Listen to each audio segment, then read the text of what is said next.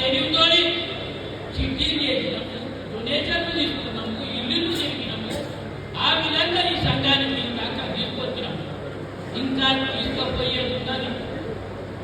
రాష్ట్రం దృష్టిలో ఒక బ్రహ్మాండమైన ఇంటర్నేషనల్ స్కూలు కోకాపేట నడుతున్నాం. ఎంత కష్టపడేపడితే కోకాపేట వచ్చింది.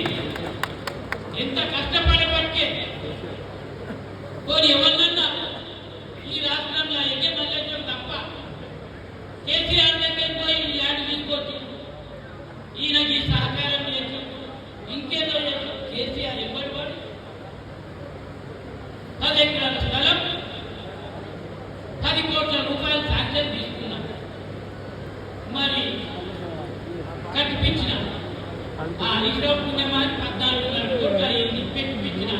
ఒకటి గొల్లోలో పోయి ఒకటి మనకు వస్తుంది. ఏం చేయాలి? నేను ఎమ్మెల్సీగా లేను, శ్రీనివాస్ యాదవ్ మంత్రిగా ఉండే ఇవాళ ఎన్ని 1000 కోట్ల ఆస్తి ఇవ్వాలి.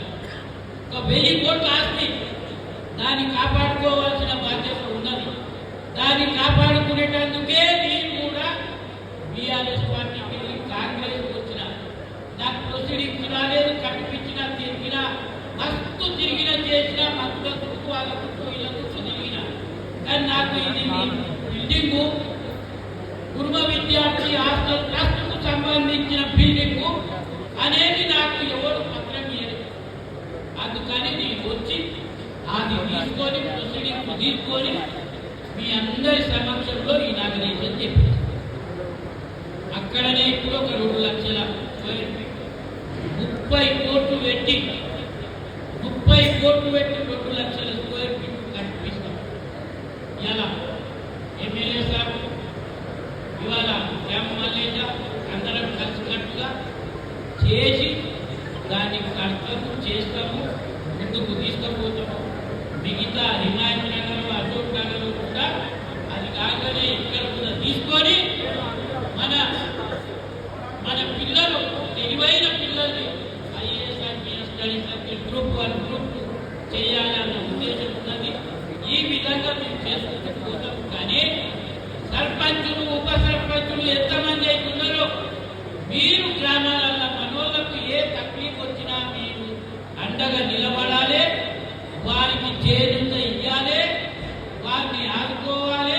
మీ అన్ని విధాలు మీతో కానప్పుడు మాకు చెప్పండి. ఎక్కడ పోయినా ఒక ఆదిలాబాద్ 3 గంటల టైం, ఎక్కడ పోయినా 1.5 అవర్లో మనం నేర్చుకోవచ్చు తెలంగాణ.